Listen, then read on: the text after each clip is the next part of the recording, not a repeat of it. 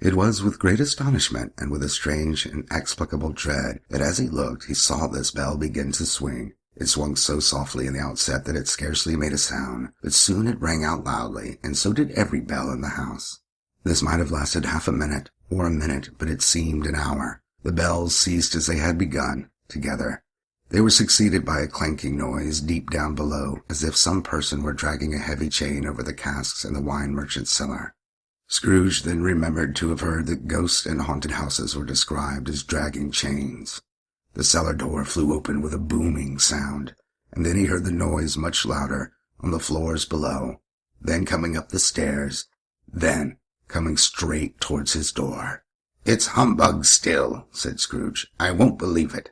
His color changed, though, when without a pause it came on through the heavy door and passed into the room before his eyes. Upon its coming in, the dying flame leaped up, as though it cried, "I know him, Marley's ghost," and fell again. The same face. The very same. Marley in his pigtail, usual waistcoat, tights, and boots, the tassels on the latter bristling like his pigtail, and his coat skirts and the hair upon his head. The chain he drew was clasped about his middle. It was long and wound about him like a tail, and it was made, for Scrooge observed it closely, of cash boxes, keys, padlocks, ledgers, deeds, and heavy purses wrought in steel. His body was transparent, so that Scrooge, observing him and looking through his waistcoat, could see the 2 buttons on his coat behind. Scrooge had often heard it said that Marley had no bowels, but he had never believed it until now. Nor did he believe it even now, though he looked the phantom through and saw it standing before him, though he felt the chilling influence of its death-cold eyes, and marked the very texture of the folded kerchief bound about its head and chin, which wrapper he had not observed before. He was still incredulous and fought against his senses. "How now?" said Scrooge, caustic and cold as ever. "What do you want with me?" "Much." Marley's voice, no doubt about it. "Who are you?" "Ask me who I was." "Who were you, then?" said Scrooge, raising his voice. "You're particular for a shade." He was going to say, "to a shade," but substituted this as more appropriate. "In life I was your partner, Jacob Marley." Can you sit down?" asked Scrooge, looking doubtfully at him. "I can." "Do it, then." Scrooge asked the question because he didn't know whether a ghost so transparent might find himself in a condition to take a chair, and felt that in the event of it being impossible, it might involve the necessity of an embarrassing explanation. But the ghost sat down on the opposite side of the fireplace, as if he were quite used to it. "You don't believe in me," observed the ghost. "I don't," said Scrooge. "What evidence would you have of my reality beyond that of your senses?" "I don't know," said Scrooge. "Why do you doubt your senses?" "Because," said Scrooge, "a little thing affects them. A slight disorder of the stomach makes them cheats. You may be an undigested bit of beef, a blot of mustard, a crumb of cheese, a fragment of an underdone potato. There's more of gravy than of grave about you, whatever you are." Scrooge was not much in the habit of cracking jokes, nor did he feel in his heart by any means waggish then. The truth is that he tried to be smart as a means of distracting his own attention and keeping down his terror, for the spectre's voice disturbed the very marrow in his bones.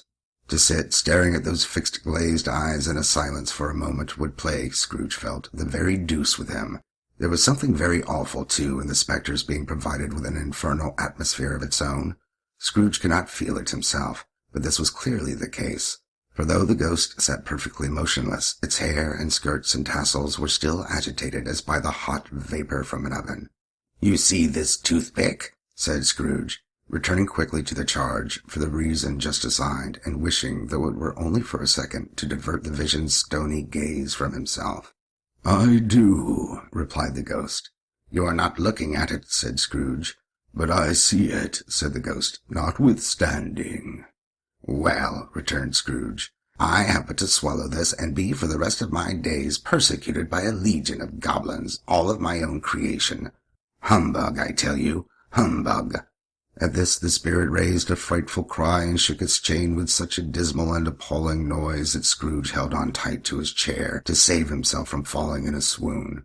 But how much greater was his horror when the phantom, taking off the bandage round its head as if it were too warm to wear indoors, its lower jaw dropped down upon its breast. Scrooge fell upon his knees and clasped his hands before his face. "Mercy," he said. "Dreadful apparition, why do you trouble me?"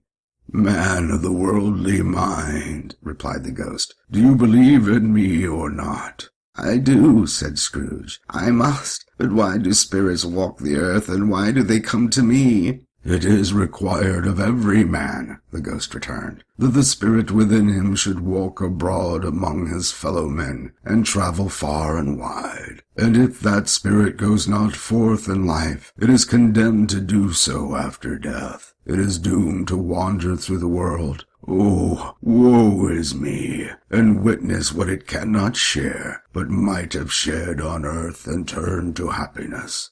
Again the spectre raised a cry and shook its chain and wrung its shadowy hands. "You are fettered," said Scrooge, trembling. "Tell me why."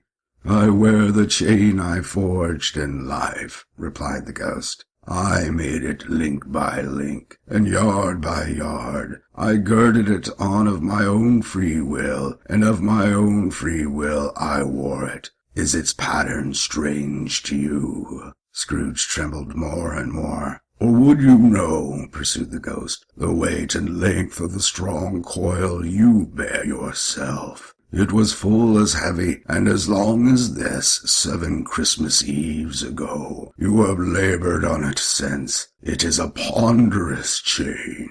Scrooge glanced about him on the floor in the expectation of finding himself surrounded by 50 or 60 fathoms of iron cable, but he could see nothing. "Jacob," he said imploringly. "Old Jacob Marley, tell me more. Speak comfort to me, Jacob." "I have none to give,"